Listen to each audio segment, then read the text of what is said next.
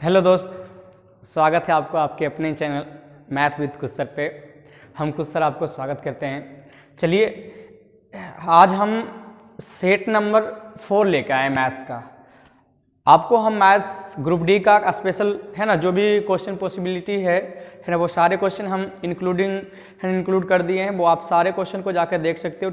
Set 1, set 2 और set 3 दे चुके हैं। आज हम सेट नंबर 4 कंप्लीट करने वाले हैं। चलिए लास्ट तक बने रहिएगा। चलिए मिलते हैं क्वेश्चन पे डायरेक्ट। पहला क्वेश्चन देखिए आपका क्या बोल रहा है। पहला क्वेश्चन बहुत सुंदर सा है। पहला क्वेश्चन है, एक क्वेश्चन लिखा हुआ है।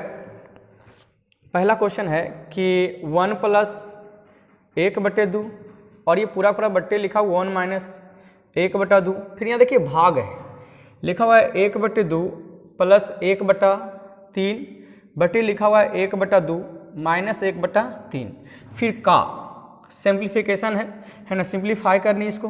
4/7 फिर लिखा हुआ है कि 2/5 + 3/10। कह रहा है इसका मान बतानी है। तो आप थोड़ी सी देखिए और बताइए कि इसका मान क्या हो सकता है। बहुत आसानी ढंग से आप सोल्यूशन कर सकते हो, इसमें कोई ज़्यादा दिक्कत होने वाली है नहीं। बस आप सिर्फ देखते रहो, हम देखो सोल्यूशन कैसे करते हैं। आप ये बताओ, ये कहोगे सर 3/2 हो जाएगा और ये 1/2 होगा। बात समझेंगे इसमें, यानी 1/2 मतलब कहेंगे सर ई 2 से 2 खत्म हो जाएगा। ऊपर जो ये पूरा चाहो तो आप खत्म कर सकते हो और इसके जहाँ पे लिख सकते हो सर ऊपर में आपका 2 आएगा और नीचे में आपका 1 आएगा। इसमें कोई दुराई नहीं है, क्योंकि ये देखो क्या था, ये 3/2 था और ये 1/2 है। तो बटे 2 है ना, तो नीचे जो 2 है 2 तो कट जाएगा। तो ऊपर जो आपका सॉरी ये 3 था ना, ये 3 बचेगा। 3/2 तो 3 होगा। अब यहाँ भाग को हम क्या करते हैं, उलट के लिख लेते हैं। क्यों, ये देखो भाग है ना, तो जब उल्टेंगे तो गुना आ जाएगा। बात समझे कि और नहीं तो यहाँ पे भाग ही लिखिए। इसको पहले अच्छा से एक बार और काम कर लेते हैं। तो कहेंगे देखिए 3 दूनी 6 और 3 दूनी 6, क्या ये खत्म हो जाएगा कि इसका एलसीएम आपको 6 आएगा। लेकिन यहाँ पे देखिए ये जुटेगा 5 और ये घटेगा, यानी कहेंगे सर भागा हो जाएगा आपका 5। फिर का लिखा हुआ है, बात समझे ना। अब यहाँ पे का जो लिखा हुआ, तो आप यहाँ पे एक चीज़ देखिएगा तो आपको क्या मिलेगा, इसका एलसीएम कितना आएगा।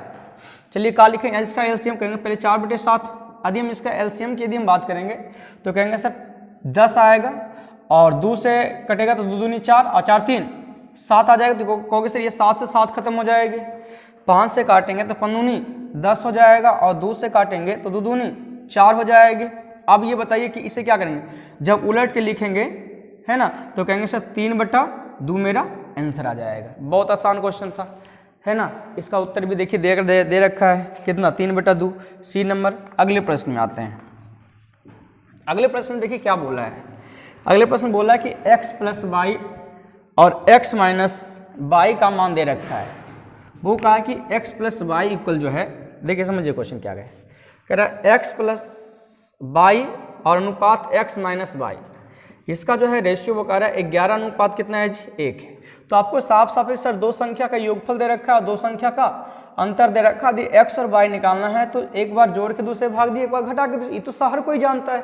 तो कहेंगे सर x का मान जो हो जाएगा वो आपका 6 हो जाएगा और y का मान कितना हो जाएगा, 5 हो जाएगा। तो अब आपसे जो डिमांड किया है वो कहा कि 5x + 3y और बट्टे जो पूछा है x - 2y। क्या आप समय से सभी को, मेरे ख्याल से क्या आप समय से किसी को पता नहीं, अरे सबको पता होगा कि सर x के जगह पे 6 रखिए, y के जगह पे कितना रखिए 5 रखिए। तो कहोगे सर 6 × 5 = 30, पंक्ति यहीं 15, तो ये हो जाएगा कितना 45। और यहाँ पे कहेंगे सर 6 और ये कितना, ये 5 दूनी 10, 5 दूनी 10, तो हो जाएगा सर ये माइनस ये 6 और ये 10 तो -4, यानी 45 बटे कितना हो जाएगा, -45/4 हो जाएगा। वो आपका उत्तर कौन सा जा रहा है, तो उत्तर कहेंगे सर सी नंबर जा रहा है। चलिए क्वेश्चन नंबर नेक्स्ट में आते हैं, 3 नंबर।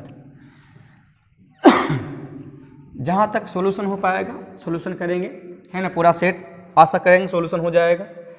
3 में देखिए क्या कर रहा है, कार्य 3 में कि 334 गुना 545 गुना 7p दे रखा है, यानी ये कोई ना 2 डिजिट का कोई नंबर है 7p। और ये कह रहा है कि पूरा जो है ना, ये पूरा जो है ये कह रहा है कि 3340 से पूरी विभाज्य। तो आपको बताना है कि ये p के स्थान पे कौन सी संख्या होगी, और ऑप्शन भी आपको दिख रहा होगा। तो वैसे हम देखो काट के देखते हैं, ये लास्ट में देखेंगे क्या चल रहा है कहानी। तो बचा क्या 0, और आपको पता है कि सर ये देखिए 5 से कट रहा है, और 5 से सिर्फ कटने हैं ना, ये 5 से कट रहा है, सिर्फ 5 से कटने से आपको 0 आने वाला है नहीं, कि हमको 0 को डिवाइड करना, पूर्ण रूपेण से डिवाइडेड है।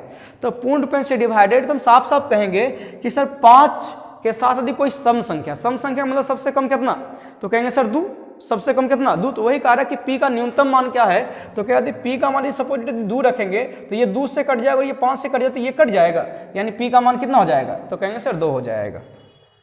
अगले प्रश्न में आइएगा। अगले प्रश्न देखिए क्या बोल रहा है, 4 नंबर क्वेश्चन नंबर 4 में बोल रहा है कि ए और बी मिलकर किसी कार्य को 30 दिन में कर सकता है, यानी ए प्लस बी यदि साथ काम करे तो कार्य ये 30 दिन में करता है। फिर कह रहा है कि दोनों ने मिलकर 10 दिन तक कार्य किया है, उसके बाद कह रहा है कि बी चला गया, शेष कार्य ए अकेले 30 दिन में समाप्त करता है, तो बी अकेले उस काम को कितना दिन में किया। तो आपको पता है ना कि भाई ये 30 हम टोटल यदि काम मान लेंगे तो ये दोनों मिलकर एक दिन में कितना काम करेगा, तो एक काम करेगा। अब कह रहा है दोनों मिलकर काम तो शुरू किया, लेकिन कह रहा है कितना 10 ही दिन तक, या फिर 10 दिन के बाद बी चला गया। तो यार हमको इतनी सी तो नॉलेज है भाई, 10 दिन तक दोनों साथ तो किया है, तो एक दिन में यदि एक काम करेगा तो 10 दिन में कितना 10 काम करेगा, तो बाकी बचा काम कितना 20। तो इस 20 है ना, इस 20 काम को सिर्फ और सिर्फ ए करता है क्योंकि बी भाग जाता है, और इसी काम को कह रहा है कितना दिन में करता, तो कह रहा है 30 दिन में करता। तो आपको पता है यदि 20 काम को यदि 30 दिन में कर रहा है तो एक दिन में कितना काम करेगा, तो एक दिन में कहेंगे सर 2/3 काम करेगा। कितना काम करेगा, 2/3 काम करेगा। तो आपको पता है कि ये दोनों मिलके एक दिन में कितना काम कर रहा है, तो कहेंगे सर एक काम, इफिशिएंसी ये वाला है, और कहेंगे सर इसका सिर्फ ए का इफिशिएंसी कितना है, तो कहेंगे सर 2/3 है। यदि हम 2/3 को यदि हम माइनस करेंगे तो ये कहेंगे सर बी का इफिशिएंसी निकल जाएगा, जो कहोगे 1/3 है। तो अब आपसे पूछा गया कि बी बंदा अकेले इस काम को करता, कौन सा काम को, 30 काम को, तो कह रहे कितना दिन में करता, तो कहते हैं सर 90 दिन में। देख लीजिए आराम से चीज।